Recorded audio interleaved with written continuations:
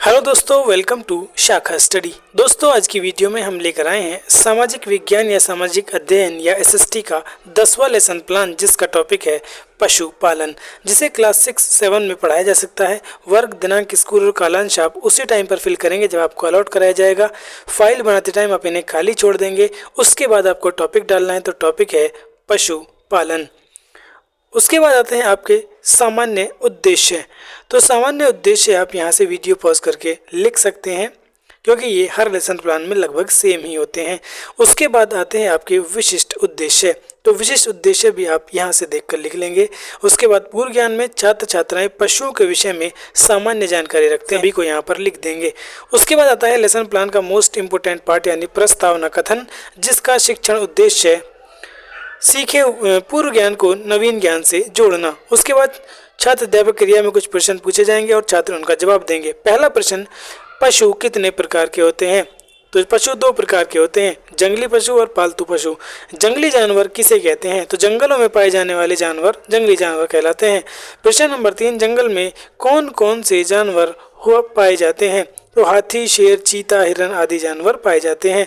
घर में रहने वाले जानवरों को क्या कहते हैं? तो घर में रहने वाले जानवरों को पालतू पशु कहते हैं। प्रश्न नंबर 5, पशुपालन से आप क्या समझते हैं? तो छात्र यहाँ पर निरुत्तर हो जाएंगे या फिर स्पष्ट उत्तर देंगे, और ये विधि आपकी प्रश्नोत्तर विधि हो जाएगी। उसके बाद शिक्षण बिंदु में उद्देश्य कथन, जिसका शिक्षण उद्देश्य है छात्रों का ध्यान प्रकरण बिंदु पर केंद्रित करना।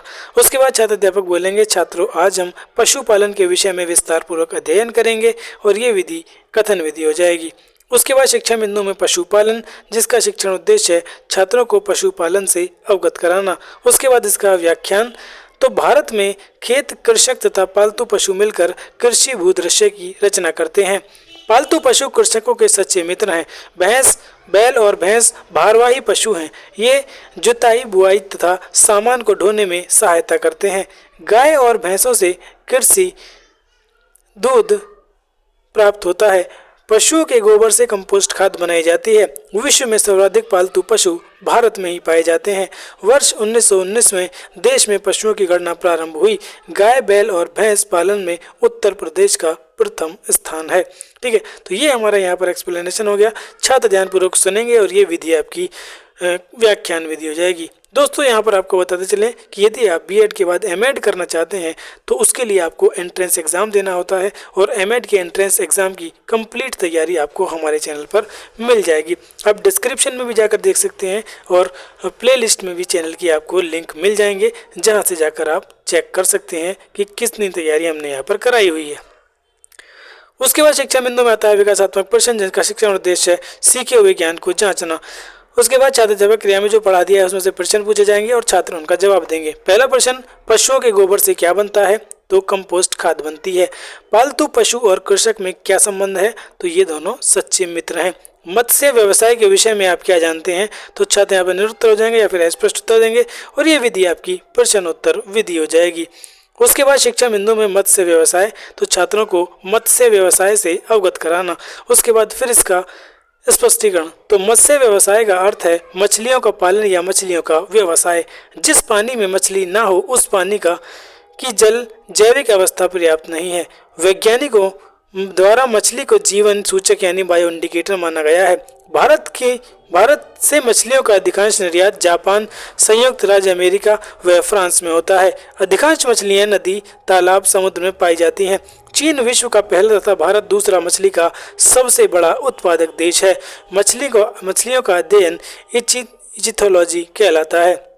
तो छात्र यहाँ पर ध्यानपूर्वक सुनेंगे और ये विधि आपकी व्याख्यान विधि हो जाएगी। उसके बाद शिक्षण बिंदु में आता है विकासात्मक प्रश्न, जिनका शिक्षण उद्देश्य है सीखे हुए ज्ञान को जांचना। अब जो पढ़ा दिया है उसमें से प्रश्न पूछने हैं। तो पहला प्रश्न, मत्स्य पालन का क्या अर्थ है? तो छात्र बता देंगे कि मछलियों का पालना या मछलियों का व्यवसाय जो है वही मत्स्य व्यवसाय कहलाता है। दूसरा है, मछली उत्पादन में भारत का कौन सा स्थान है? तो भारत का दूसरा स्थान है। कृषि व्यवसाय से आप क्या समझते हैं? तो छात्र निरुत्तर हो जाएंगे या फिर स्पष्ट उत्तर देंगे, और ये विधि आपकी प्रश्नोत्तर विधि हो जाएगी। उसके बाद यहाँ पर देखिए मूल्यांकन प्रश्न भी पूछ लेंगे कि मछलियों को क्या माना गया है। तो मछलियों को वैज्ञानिकों ने जीवन सूचक या बायो इंडिकेटर माना है। उसके बाद शिक्षण बिंदु में आएगा आपका कृषि व्यवसाय, जिसका शिक्षा उद्देश्य है छात्रों को कृषि व्यवसाय से अवगत कराना। उसके बाद इसका स्पष्टीकरण। तो स्पष्टीकरण में भारत एक कृषि प्रधान देश है। भारत की श्रम शक्ति का 70% भाग कृषि पर निर्भर है।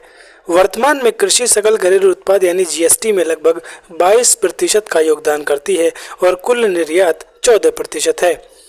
अनेक उद्योग के लिए कच्चा माल कृषि से ही प्राप्त होता है। भारत में कृषि अर्थव्यवस्था का मूल आधार है। कृषि का अध्ययन कृषि विज्ञान के नाम से जाना जाता है। तो ये यहाँ पर एक्सप्रेस हो गया। क्या छात्र ध्यानपूर्वक सुनेंगे और समझेंगे और ये विधि व्याख्यान विधि हो जाएगी।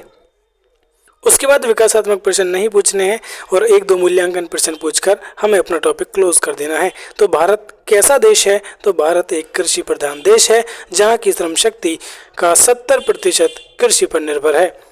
उसके बाद समापन कथन में तो छात्रों आज हमने पशुपालन, मत्स्य पालन तथा कृषि व्यवसाय के विषय में विस्तार पूर्वक अध्ययन किया और ये विधि कथन विधि हो जाएगी।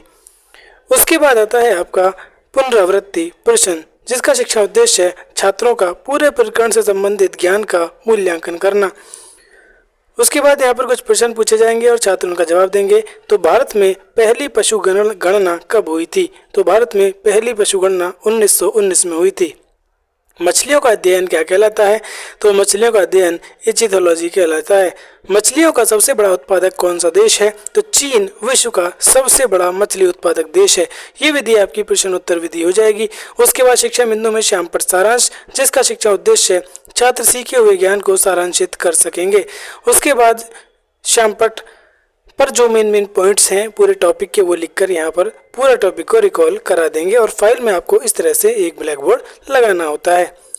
उसके बाद आता है आपका होमवर्क यानी गृह कार्य। तो छात्र सीखे हुए ज्ञान का स्थायीकरण कर सकेंगे। अब यहाँ पर होमवर्क के लिए कुछ क्वेश्चन देने हैं। तो पशुपालन से आप क्या समझते हैं? प्रश्न नंबर 2, मत्स्य व्यवसाय एवं कृषि व्यवसाय की संक्षेप में व्याख्या कीजिए। तो सभी छात्र छात्राएं गृह कार्य को अपनी उत्तर पुस्तिका में नोट करेंगे और ये विधि गृह कार्य विधि हो जाएगी। ठीक है दोस्तों, तो इस तरह से एसएसटी का ये पशुपालन का यहाँ पर लेसन प्लान कंप्लीट हो जाता है। वीडियो पसंद आई हो तो लाइक करें, चैनल को सब्सक्राइब करें और अपने दोस्तों के साथ शेयर करें। मिलते हैं नेक्स्ट वीडियो में दूसरे लेसन प्लान के साथ। तब तक के लिए बाय बाय।